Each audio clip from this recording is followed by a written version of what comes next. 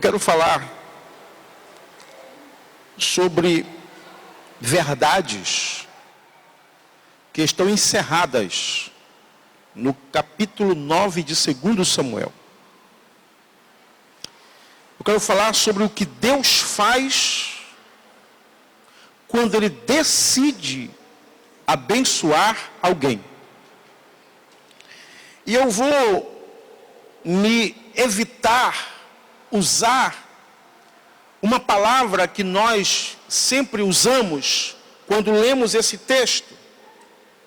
Eu vou evitar usar a palavra restituição. Porque essa palavra restituição hoje, no Brasil, ela soa como ela é resultado, melhor dizendo, de uma mensagem provinda de um evangelho capitalista.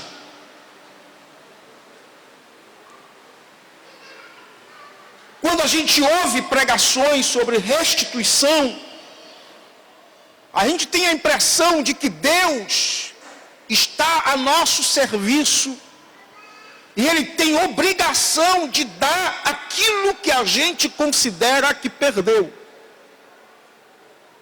De maneiras que restituição só funciona dentro do evangelho da teologia da prosperidade.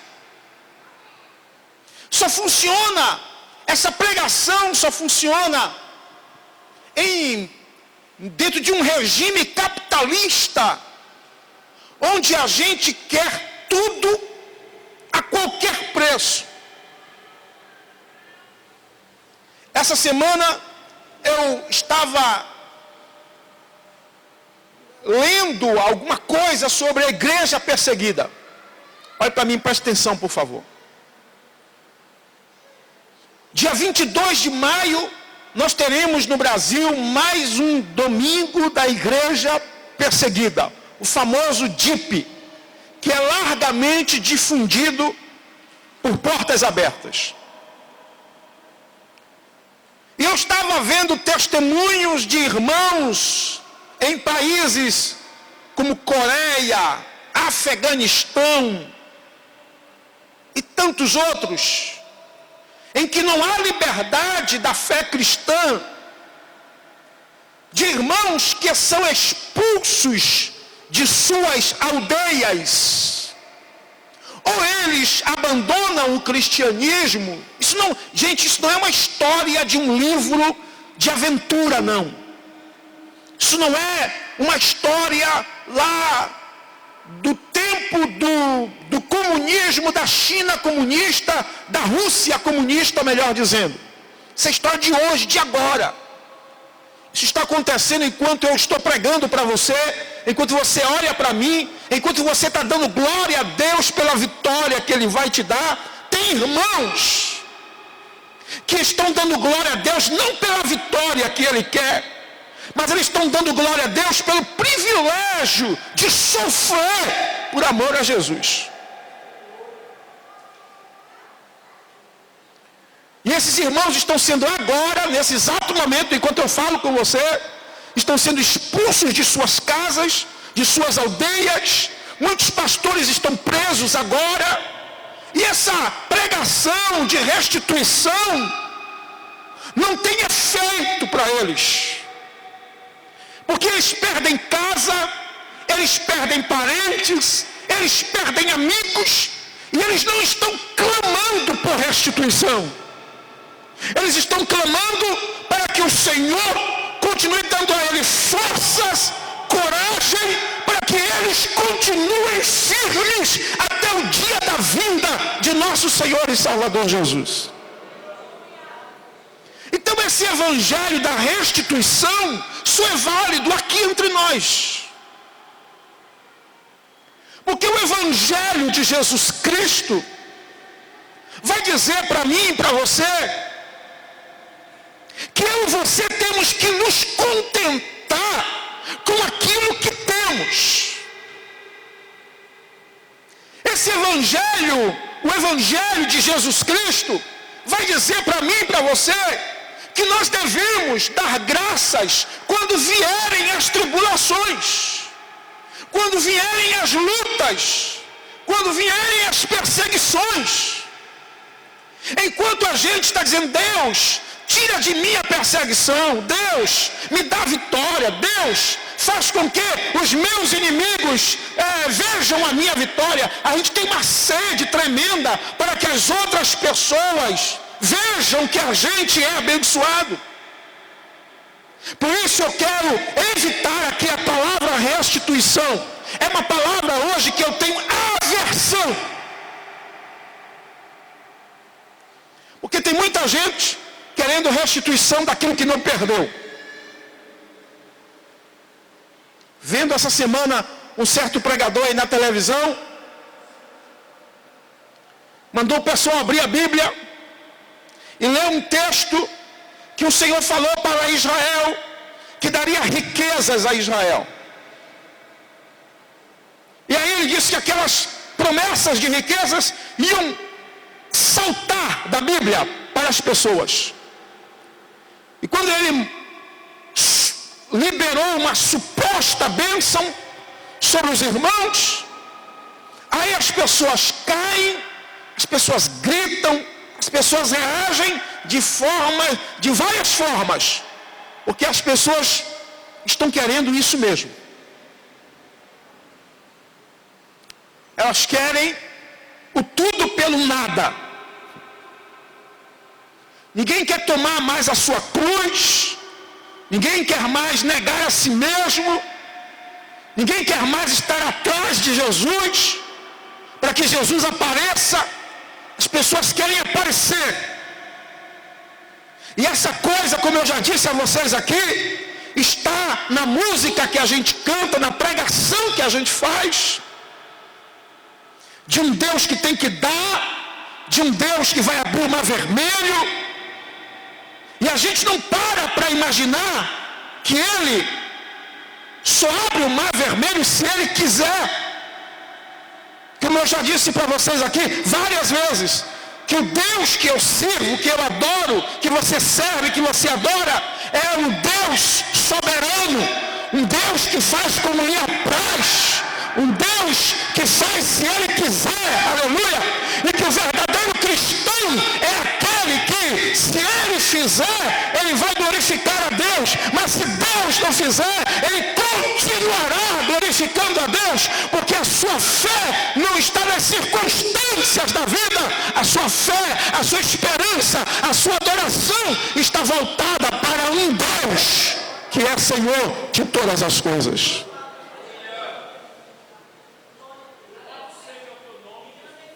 Mas quando esse Deus quer abençoar alguém, quando Ele resolve cumprir em nossas vidas sua promessa, Ele fará isto. Porque Ele é fiel à sua palavra.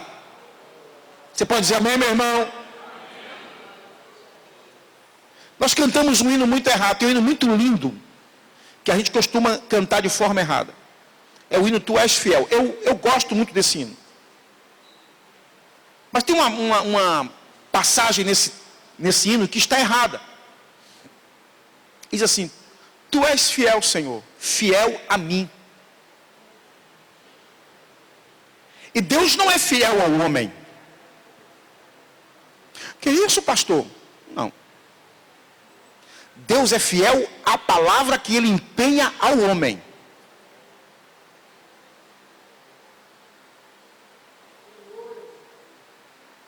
O texto sagrado diz que Deus é fiel, que se nós formos infiéis, Ele permanece o quê? Fiel, porque não pode negar a si mesmo. O que é que está implícito aí nesse texto? Está implícito que, uma vez que Deus empenhou sua palavra para você, mesmo que você não cumpra a sua parte, Deus estará disposto a cumprir a parte dele.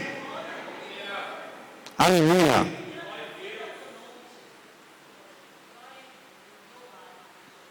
Por isso que Israel quebrou a cara, quebrou o pacto, quebrou a aliança. Aleluia. Mas as promessas de Deus para com Israel permaneceram de pé. E nós vamos estudar nesta lição, nesse trimestre que vem agora, sobre o papel de Israel nos acontecimentos dos últimos dias e da fidelidade de Deus para com esta nação, porque ele empenhou uma palavra a Abraão, aleluia, dizendo: eu abençoarei você, eu abençoarei a sua casa, abençoarei a sua nação, eu abençoarei os que te abençoarem e amaldiçoarei os que te amaldiçoarem.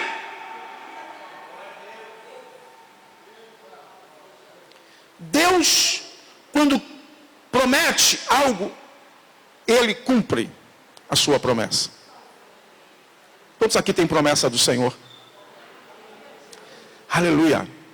Então receba esta palavra nesta noite. Não importa, aleluia, não importa as circunstâncias.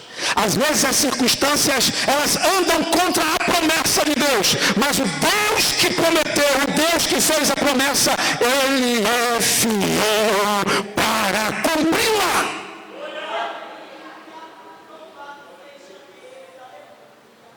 Primeira coisa que nós vamos aprender aqui.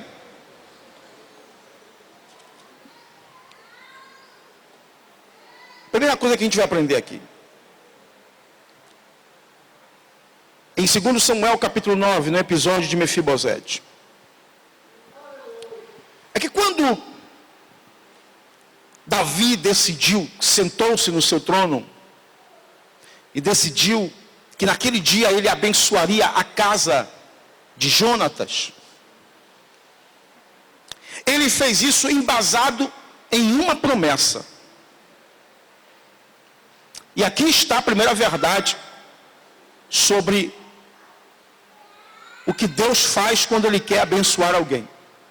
Em primeiro lugar, uma promessa foi feita à casa de Jonatas. Isso está em 1 Samuel, no capítulo 20, versículos 14 a 17. Jonatas sabia que o pai dele estava trilhando caminhos que não agradavam a Deus. E ele já sentia que um dia Deus daria o trono para Davi. E ele falou para Davi: olha, quando Deus entregar nas tuas mãos os teus inimigos, não se esqueça da minha casa. E Davi disse: eu me lembrarei da tua casa. Eu vou poupar a sua casa. Eu vou abençoar a sua casa. Os anos se passaram. Muita gente da casa de Jonatas morreu naquela guerra. O exército de Davi contra o exército de Saul. Mas um dia Davi está sentado no seu trono, e aí ele se lembra do seu amigo Jonatas. Eu vejo Davi aqui como um símbolo de Deus. Um Deus que empenha a palavra e no momento certo, no momento exato, Ele resolve cumprir a sua promessa para com a nossa vida. Aleluia. Aleluia. Eu quero dizer para você, meu irmão, nesta noite, renove suas esperanças. Eu falo isso nesta noite aqui da parte de Deus para a sua vida. Renove as suas esperanças. Renove a sua fé. Deus está falando para mim e para você nesta noite. Aleluia. Ele vai cumprir aquilo que Ele falou para você. Existem momentos em nossa vida. Imagine esse rapaz lá em Lodebar, esquecido. Ele era neto do rei. O que foi que Saul deixou de herança, senão a vergonha, embora o início do seu reinado tenha sido de bênção? Mas agora ele era lembrado pela desobediência, era lembrado pela vergonha.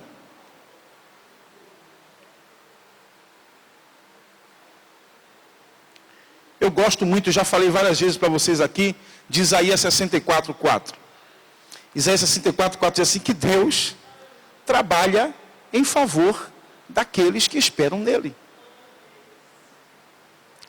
E eu gosto que o texto de Isaías 64:4 diz assim, que nunca se ouviu, nunca se percebeu um Deus como esse. Aleluia. Você pode imaginar um Deus com toda a sua glória, com toda a sua majestade, Senhor de todas as coisas, Criador e sustentador dos céus e da terra.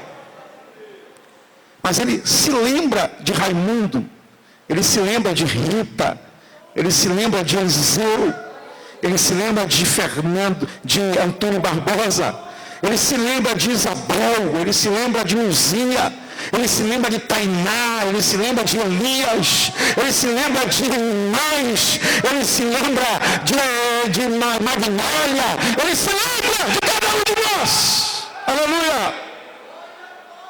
Você não é alguém aí no meio da multidão que ele não percebe, não. Ele é alguém que sabe o seu nome, sabe a sua história, aleluia. E fez promessas que são especificamente para você. E Davi se lembra da sua promessa. Eu quero lhe falar sobre algumas coisas sobre a promessa. A primeira é que, uma vez que Deus fez a promessa, Ele vai cumprir. Ele disse a Jeremias, eu velo pela minha palavra para fazê-la o quê? Cumprir. Aleluia. Hebreus 10:23 diz assim, retenhamos inabalável a confissão da nossa esperança, porque fiel é aquele que fez a promessa. Olha a expressão, retenhamos inabalável a confissão da nossa esperança. Retenha inabalável, não deixe que se abale a sua esperança, não deixe que se abale a sua fé, porque é o Deus que te chamou, é o Deus que te prometeu, e o Deus que te prometeu é o Deus que é fiel para cumprir a sua promessa. Aleluia. A outra verdade sobre promessa é que requer de quem recebe a promessa que persevere. Não desanima não, meu irmão. Não desanima não. Não desanima não, irmã que está aí atrás. Não desanima não, minha irmã. Oh, aleluia. Não pare tua caminhada não. Não desanima não, minha irmã. A Escritura diz assim, Hebreus 10:36, porque necessitais de perseverança, para que depois de haver desfeito a vontade de Deus, alcançais a promessa. A promessa só alcança a promessa quem persevera. Aleluia. A outra verdade sobre promessa é que ela nunca chega atrasada. Nunca pense, está demorando. 2 Pedro capítulo 3, versículo 9, diz assim, o Senhor não retarda a sua promessa, ainda que alguns a tenham por tardia. Deus não chega tarde. Ele também não adianta. Não adianta você ficar, apressa-te a Deus em me responder, porque Ele só vai te responder na hora dele. Na hora exata. Aleluia. E a hora exata de Deus é o tempo oportuno para a sua vida, é o que a Bíblia chama de kairos. É o tempo oportuno, é o tempo estabelecido por Deus para cumprir os seus próprios propósitos em nossa vida. Aleluia. Quando alguém lhe perguntar se a sua bênção chegou, você pode dizer: eu estou no Kairos de Deus. Aleluia! Eu estou esperando a hora de Deus, porque a hora de Deus é a melhor hora para a minha vida. Não se apresse. Aleluia! A segunda verdade sobre essa questão de como Deus quer nos abençoar é que ninguém, meu irmão, vai tomar a sua bênção. Pare com essa ideia de que irmão Daniel é mais abençoado que você. De que irmão Daniel recebeu primeiro e você não. A irmã Daniel chegou agora, chegou outro dia, já recebeu a bênção. Lembra daquele homem na beira do tanque de Betesda? Se você lembra, diga amém. O que foi que ele falou? Senhor, todas as vezes que eu quero me lançar ao tanque, vem alguém na minha frente, desce primeiro do que eu, recebe a bênção e eu fico aqui esperando. Essa queixa parece que é uma queixa de muitos crentes hoje. Então, às vezes que eu penso que você é abençoado, o irmão fulano é abençoado e eu fico cá esperando. Aleluia. Ninguém vai tomar o seu lugar. Não se preocupe.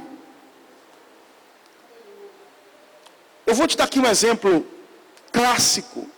Aliás, eu falei isso na outra pregação. É o exemplo de José, ou melhor, de Jacó. Lembra que eu falei aqui na segunda-feira passada? Quem lembra aí, diga amém. Eita, Jesus. Que Jacó havia enganado o pai e a mãe para alcançar uma bênção. Aquilo que ele achava que era de direito dele, lembra disso? Aquilo que a mãe achava que era para ser para ele. E a mãe estava certa, a bênção era realmente dele. A mãe só não estava certa em criar um artifício, enganar, mentir, para alcançar essa bênção. Jacó, quando está mais tarde, velho, já no final da vida, também está cego, tal qual o seu pai, anos atrás, tinha estado cego também. E Jacó agora tem no seu leito Manassés e Efraim, que eram os filhos de José. E claro, José chama o filho mais velho e coloca debaixo da mão direita do pai e o filho mais novo da mão esquerda. Aí Jacó, cego, tira a mão direita da cabeça do mais velho e coloca na cabeça do mais novo. José disse: não, meu pai, não, o mais velho é esse daqui. Aí Jacó disse: não, mas é esse aqui que eu vou abençoar. Sempre que eu leio essa passagem, eu tenho a impressão de que Deus está dizendo assim: está vendo aí, Jacó? Há anos atrás, você criou um problema para alcançar a bênção. Mas eu estou mostrando para você agora que quando eu quero abençoar, eu faço desse jeito. Aleluia! Ninguém vai levar a sua bênção.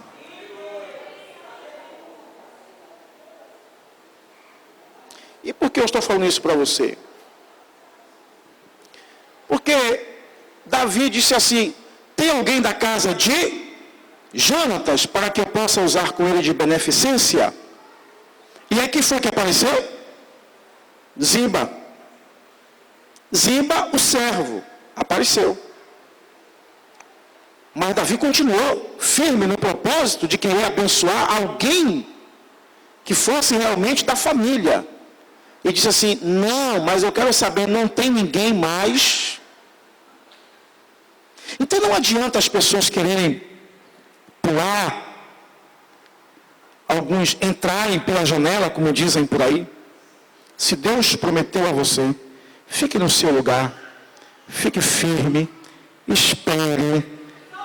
Quando você menos esperar, alguém vai bater na sua porta e dizer: olha, o rei mandou te chamar, aleluia. Ele quer ter uma conversa com você. Hoje é o dia da tua bênção. Aleluia. Aleluia. Aleluia. Meu irmão, receba esta palavra da parte de Deus nesta noite. Aleluia. Não deixe que a tristeza faça você pensar que você já perdeu a sua bênção. Não, ninguém vai tirar a sua bênção. Não deixe que ninguém atravesse seu caminho dizendo que você perdeu, que não tem jeito. Não, meu irmão, sossega o teu coração. O Deus que te prometeu, Ele te ama. Ele está de olho em você. Ele vai te abençoar. Mesmo que você saia de um lugar para o outro, a bênção de Deus estará atrás de você. Aleluia! Glória a Deus!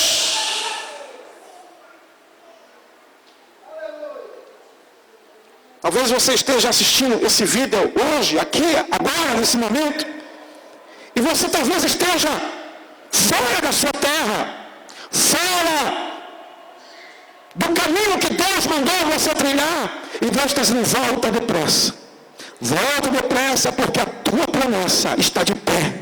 Aquilo que eu prometi para você está de pé. Não importa onde você esteja, não importa a condição que você esteja, eu sou o Senhor teu Deus. Eu te escolhi, eu te chamei, eu tenho um plano com a sua vida. Não adianta você fugir. O Senhor estará contigo e Ele vai cumprir a sua promessa em sua vida.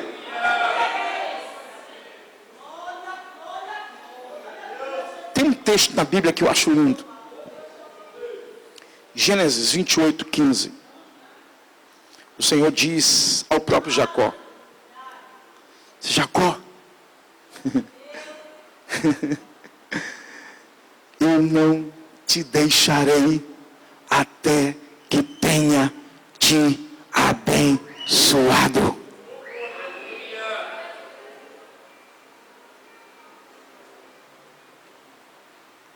Você vai para lá? Eu vou estar com você. Você vai voltar? Eu vou estar com você. Eu não te deixarei. Eu não te deixarei. A bênção estará atrás de você. A terceira verdade é que Deus não nos trata a partir de uma visão que os homens têm de nós.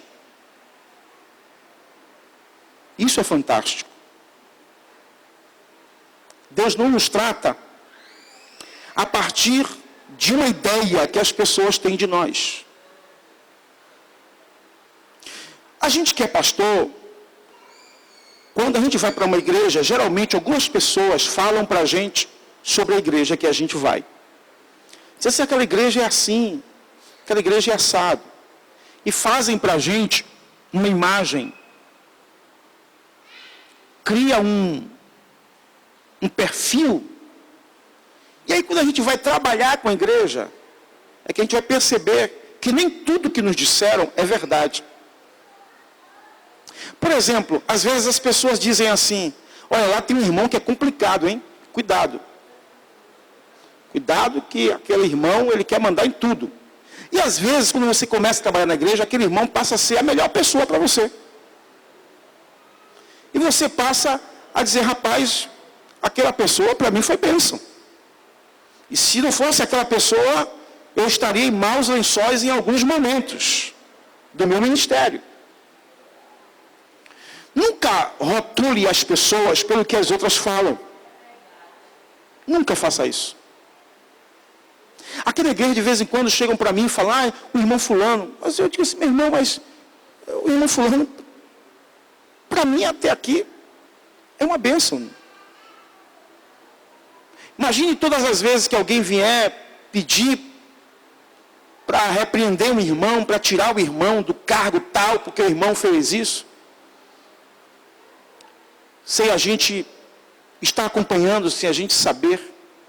Deus é Deus, Ele é Senhor, claro, essa comparação é até inadequada.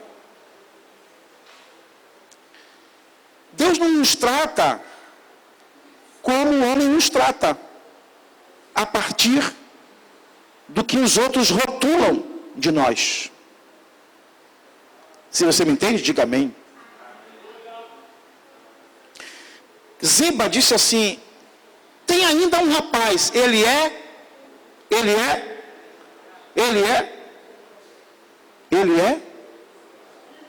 aleijado.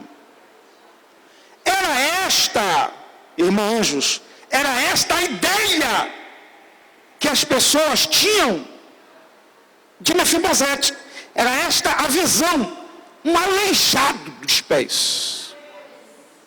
Quantas vezes as pessoas não nos rotulam por causa de marcas que a vida deixou em nós? Muitas vezes nos rotulam por episódios do nosso passado. E as pessoas não conseguem mais olhar a gente depois de determinado episódio em nossa vida. Quantos irmãos são marcados por uma tragédia, por algum pecado, por algum problema, e aí ele é estigmatizado por causa disso. Aí vão dizer ele: irmão fulano, aquele que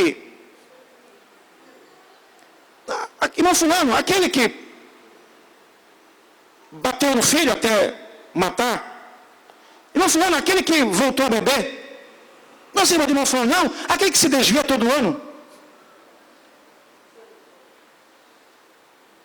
As pessoas têm uma tendência natural a nos rotular a partir de coisas ruins da nossa vida.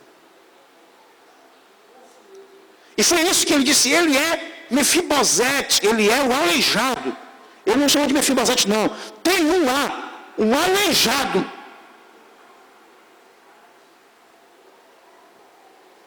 Aleluia.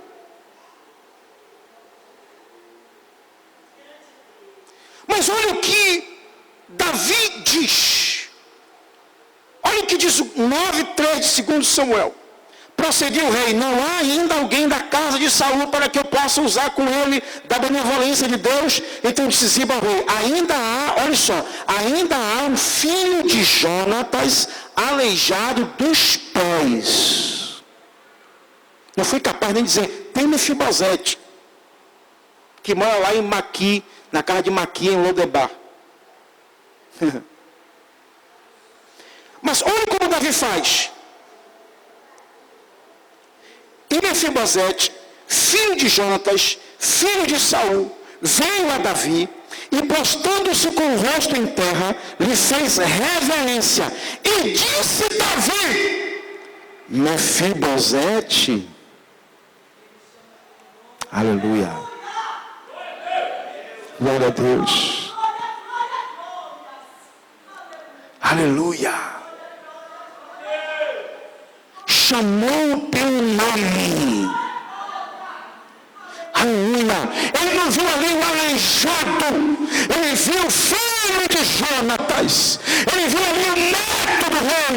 Ele viu ali o príncipe. E ele era digno de ser chamado pelo nome. Aleluia. Deus não te conhece pelos pecados que você cometeu. Deus não te conhece pelos defeitos que você tem. Deus te chama pelo nome. Aleluia. Porque Ele te escolheu. Aleluia. Você é importante para Deus. Você não é qualquer um. Você é filho do rei. Aleluia.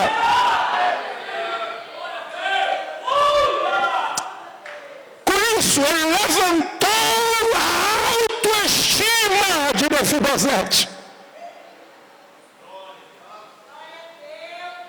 Aleluia. Glória a Deus. Aleluia.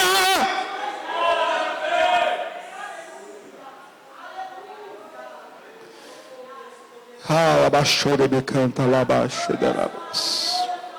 Aleluia.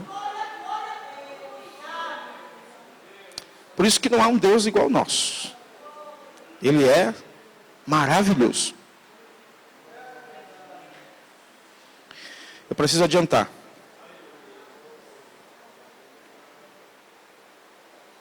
A quarta verdade é que quando Deus quer abençoar alguém, Ele vai tirar você de onde Ele quiser tirar.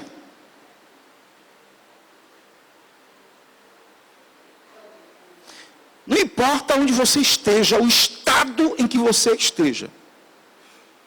Por exemplo, José estava onde? No calabouço. E saiu para ser governador do Egito. Jonas estava no ventre do peixe. E saiu para ser o pregador de Nínive. Aleluia. Manassés, o impiedoso Manassés, aquele que havia pecado mais que todos os reis que lhe antecederam, que a Bíblia diz que ele fez tudo para provocar a ira do Senhor, quando ele estava preso.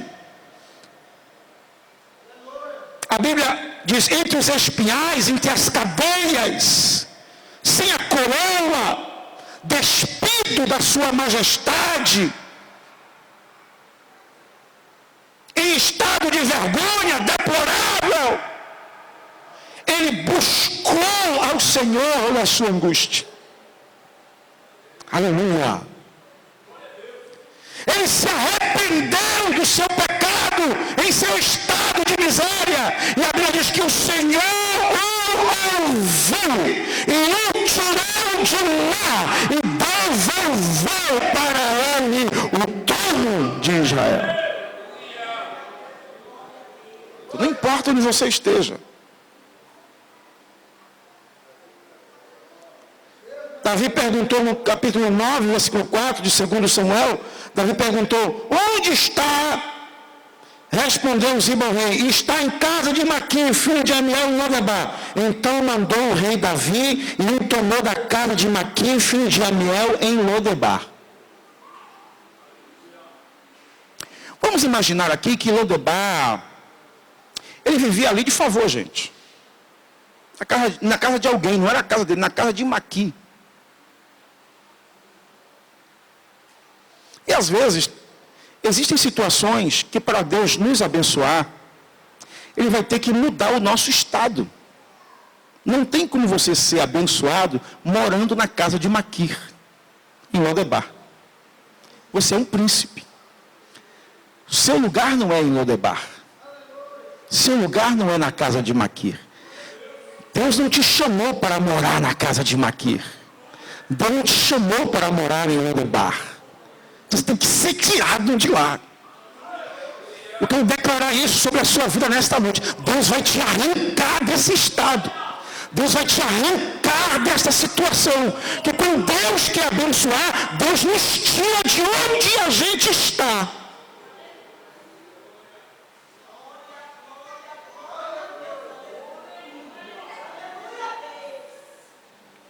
Eu já estou encerrando. Como é que estava Mefibosete? Como é que estava Mefibosete? Tinha perdido a coroa.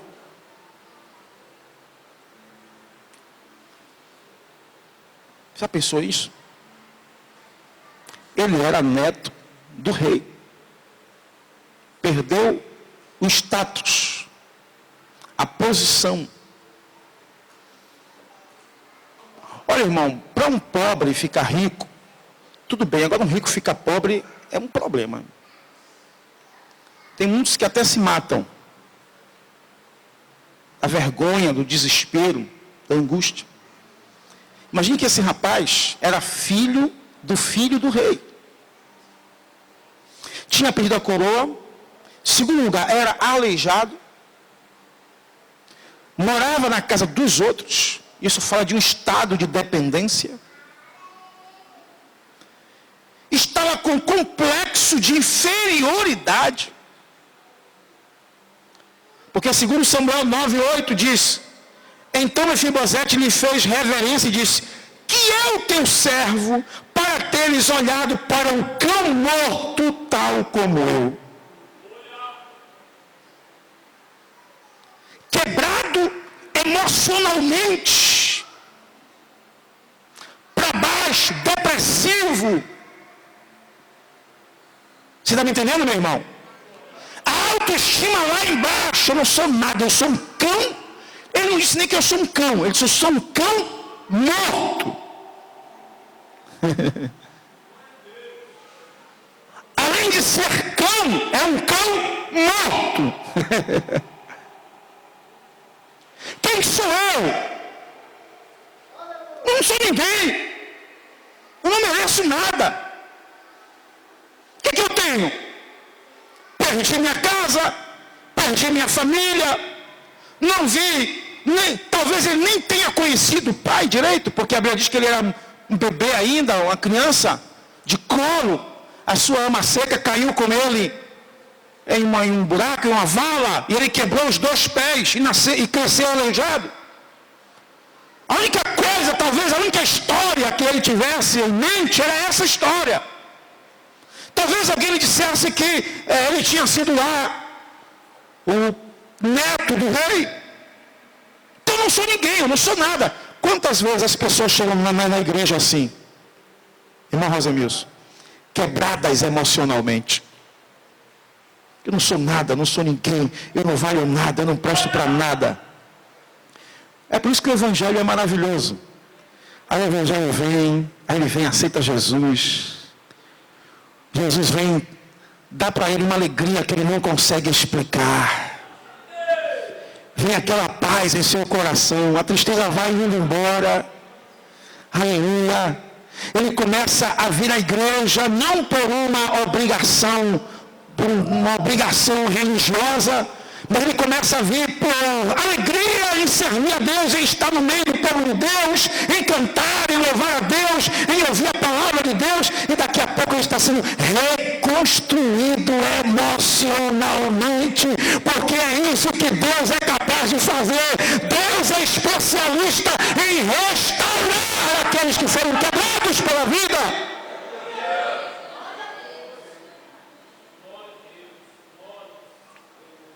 O que foi que Davi fez com ele?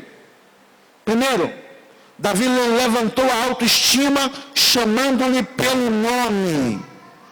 Segundo, Davi dispensou para ele a bênção que havia prometido a seu pai Jonatas.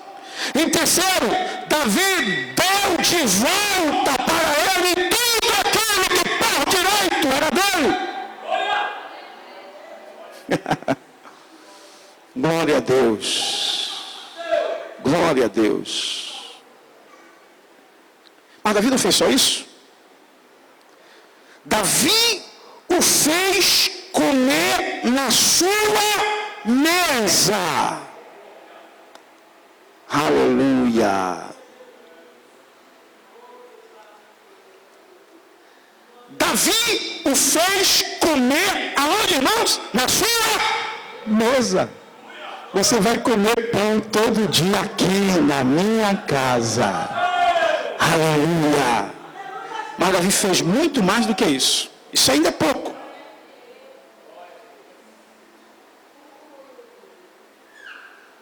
Davi fez com que os empregados de Ziba trabalhassem para ele.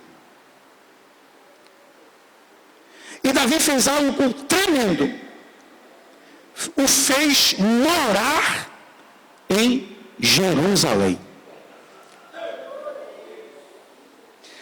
Olha aqui para mim a diferença, irmãos. Olha para mim, veja a diferença. Olha a diferença. Uma coisa é uma pessoa pobre, como ele estava num estado de pobreza, de miséria, de esquecimento, ser convidado para comer com o rei.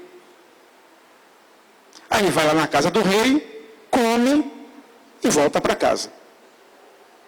Outra coisa, quando eu estou viajando por aí, pelo Brasil, e aí a gente está hospedado em um lugar, né, legal. Ih, rapaz, na minha casa não tem isso aqui não. Não é assim que a gente faz? Rapaz, esse hotel aqui, eu queria que o quarto da minha casa fosse igual a esse hotel. Eu queria que as iguarias que eu estou comendo aqui fosse, todo dia na minha casa fosse assim. E aí quando você está naquela, passa uma semana viajando, quando você volta, você voltar para a realidade. Não é assim que a gente faz? Mas Davi fez diferente com Mefibosete. Você não vai voltar mais para essa realidade. Você vai morar aqui. Eu não somente vou fazer você comer na minha mesa, mas eu vou mudar a sua realidade de vida. Aleluia! A sua realidade de vida até agora era morar de favor na casa de alguém, mas agora você vai morar em qualquer lugar não. Você vai morar em Jerusalém. E você é meu convidado para comer comigo na minha mesa.